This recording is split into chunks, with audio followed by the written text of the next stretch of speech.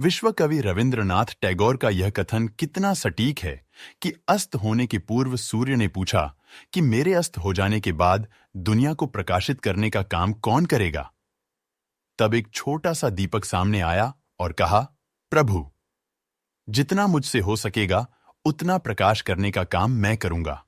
किसी ने कितना सुंदर कहा है कि जितना तुम कर सकते हो उतना करो, फिर जो तुम नहीं कर सको उसे परमात्मा करेगा। जो व्यक्ति आपत्ति विपत्ति से घबराता नहीं है, प्रतिकूलता के सामने झुकता नहीं है और दुख को भी प्रगति की सीढ़ी बना लेता है, उसकी सफलता निश्चित है। ऐसे धीर पुरुष के साहस को देखकर असफलता घुटने टेक देती है।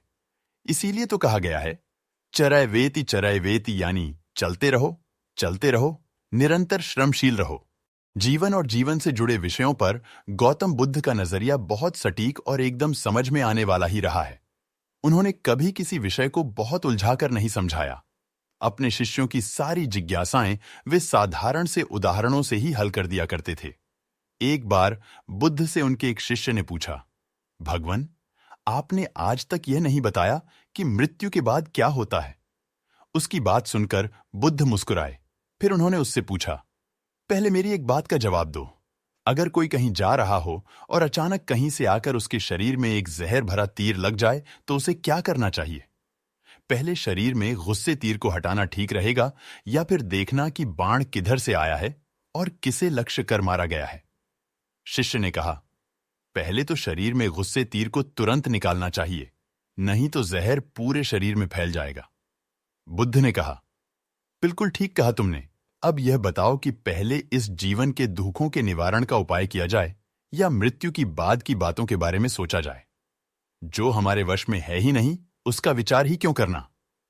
किसकी मृत्यु कब आएगी, ये सिर्फ परमात्मा जानता है। मनुष्य के हाथ में सिर्फ कर्म करना है।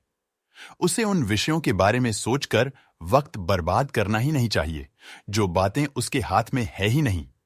उसे सिर्फ उन बातों के बारे में सोचना चाहिए जो वो कर सकता है।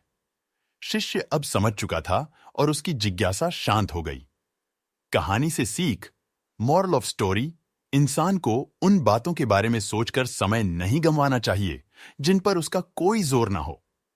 हमेशा उन बातों के बारे में ही विचार करें जो आपकी परेशानियों को कम कर सके, समाज को जिससे फायदा हो या किसी इंसान की मदद हो।